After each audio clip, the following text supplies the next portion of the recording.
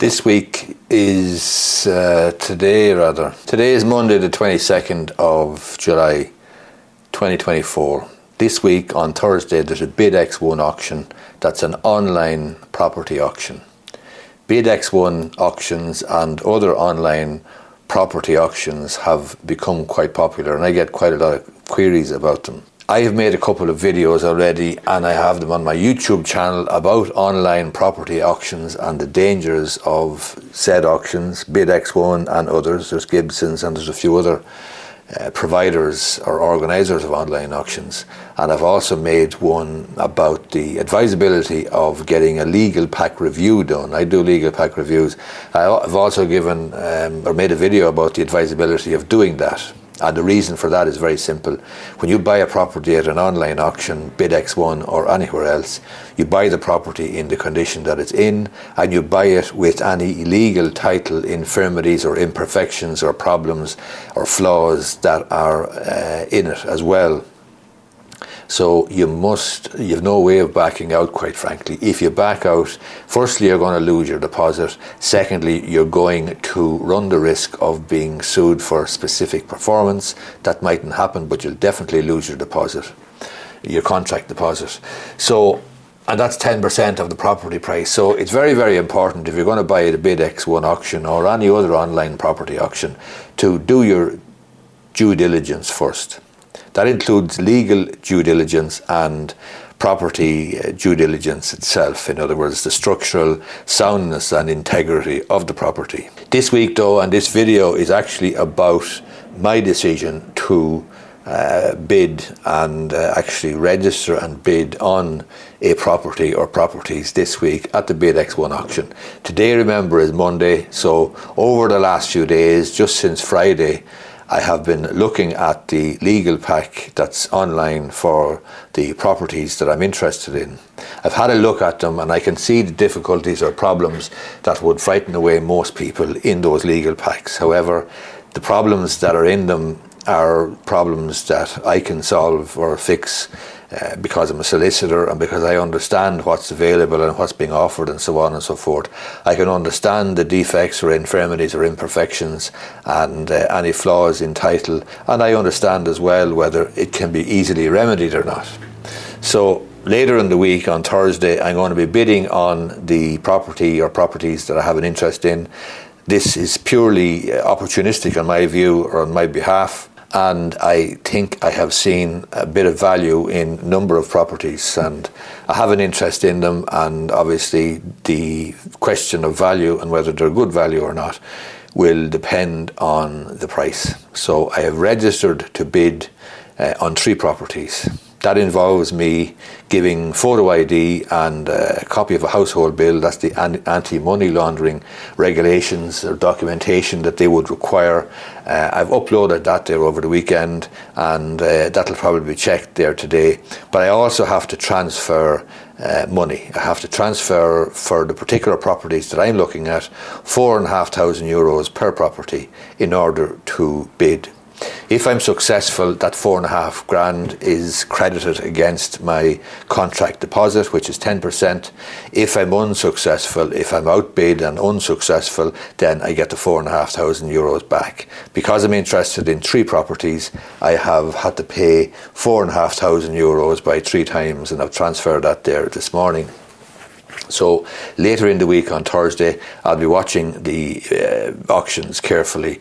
Having said that, having looked at, and I'll have more experience obviously at the end of the week and after the auction on Thursday, but having looked at the way that it is apparently conducted, bidding opens at 8 a.m. on the particular day in question, that is Thursday the 25th of July, and I think it closes at 9 a.m. So you're looking at a 1-hour bidding period there, which obviously allows people to get ready, make their bids, and it's done and dusted relatively quickly. In other words, you're not sitting around all day watching the screen, watching bids going up by small increments or whatever, hoping that you're not going to miss something or whatever. Bottom line is, the fact that the thing is conducted within an hour from 8 o'clock to 9 o'clock is very useful, because obviously even if you had a normal job or you were working 9 to 5 or whatever, and you're in an office or wherever you might be working, to be able to engage in the auction and not have your whole day tied up with it is very useful. So that's what's going to happen, and that's what's going to happen in this video. There's the BidX1 site there on the screen. There's a number of, this is the 25th of July auction, and as I say, that's going to happen later in the week, and I have sent my money there this morning, so I've registered to bid on 3 properties, and we'll see how that goes.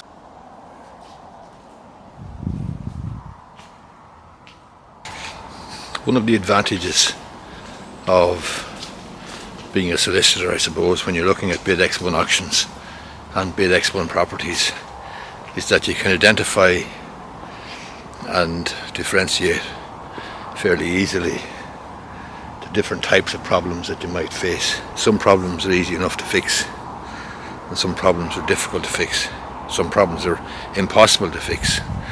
So it really will depend on the property, depend on the title documents, depend on planning, will depend on the boundaries, and so on and so forth. As I say, all of them or most of them have sort of imperfections or infirmities or frailties of one type or another, but no property is perfect, so there's always a certain element of trade-off between getting the so-called perfect property and accepting some less than perfect or imperfection in title or in planning or whatever. If you're a cash buyer, obviously you're in a much stronger position. So BidX1 auctions are on now today, and I am ready to go. I'm registered for 3 properties. Now, unfortunately, I was hoping to be able to show you some footage of the bidding and so on. That was the plan, because when when I had a look at the auctions at the weekend there, the bidding was to be between 8 a.m. and 9 a.m. and that was fine.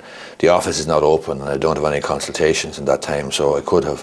Unfortunately, they've changed the bidding times to 10 o'clock to 11 o'clock for 3 properties that I have registered to bid on. So it's going to be difficult, because I have a consultation at 10 and I have a consultation at 11. Now, if the one at 10 finishes early, maybe it will, maybe it won't. I'm not going to rush it. I'm going to do the consultation properly. But it's going to be messy. It's going to be messy, certainly in terms of videoing the actual action in the auction itself. Maybe there won't be any action, maybe it'll be boring as hell, but I was hoping, as I say, just for the sake of completeness in this video, to include some of the actual bidding and the screen and so on and so forth, but I mightn't be able to do that. Don't know at the moment, and the problem is to change the times, so that's the story.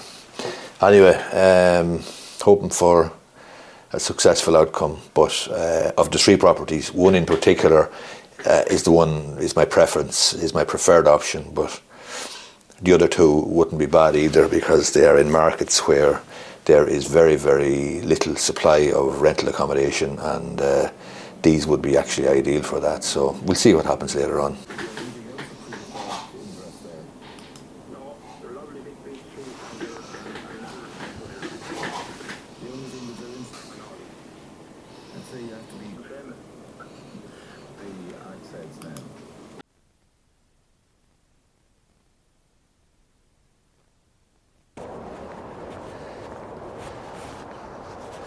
Okay, 4 tips for buying at BidX1 auction. 1, the vast majority of the sales at the BidX1 auction, or indeed most other online auctions, in my experience, are receiver sales.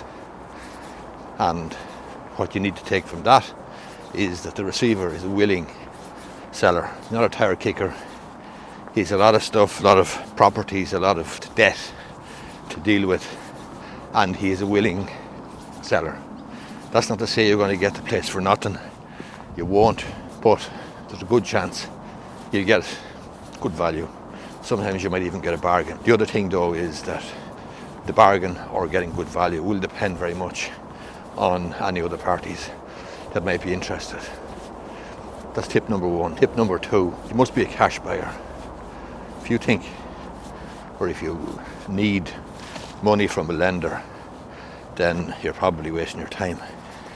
It's not really going to work. Theoretically, you could But the reality is it's not going to happen. So you need to be a cash buyer. That's the second tip.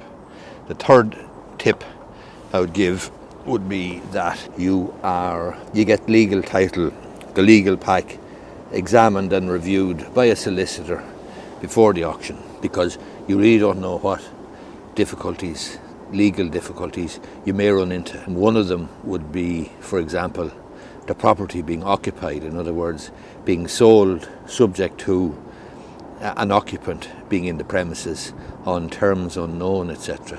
That can happen, and getting an occupant out of a premises can be very, very difficult, and sometimes receivers will simply have enough and sell the property as is, and you take your chances. But it's in the legal pack, so you need to check the legal pack, get a solicitor to look at that first. Fourth thing you need to be concerned about is getting vacant possession.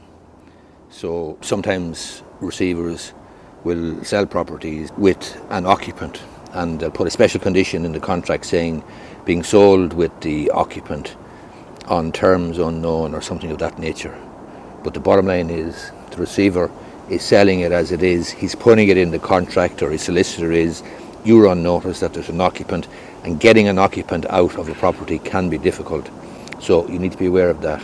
So 1, you need to be a cash buyer. 2, check the legal pack. 3, make sure you're getting vacant possession. And 4, what the hell was the fourth one? Have the legal pack checked. You need to be a cash buyer. Make sure you're getting vacant possession. And the good news is receivers are willing sellers. And by that I mean they have a lot of stuff to deal with. They have a lot of debt to deal with. They have a lot of properties to deal with. And they are willing sellers. There's a good chance, therefore, that you might get a bit of value. There's a chance then you'll get a good bargain sometimes, and there's also a chance that you're going to get 2 or 3 lads going after the same property, in which case you mightn't get value at all. It could be pulled up, as it were. It could be bid up to stupid levels. But by and large, you're dealing with not some sort of a tire kicker, as you might have. Sometimes you'll have a person maybe putting a property on the market to test the market. In this case, you are looking at a receiver having to sell, having to get rid of debt, having to get rid of properties, and is a willing buyer. So that's an advantage from the point of view of buying the property. Hope you find this video useful. I had my own experience today, obviously, with the Bid X1 auction, and look, it could be addictive. You know, you're sitting there transfixed, looking at the screen, looking at bids going up, etc., etc. Thankfully, I did nicely. I'm happy with what I bought, and that's it. Hope you find the video useful. If you do, hit the thumbs up button down below, and you may be interested in subscribing to my YouTube channel. Thank you very much.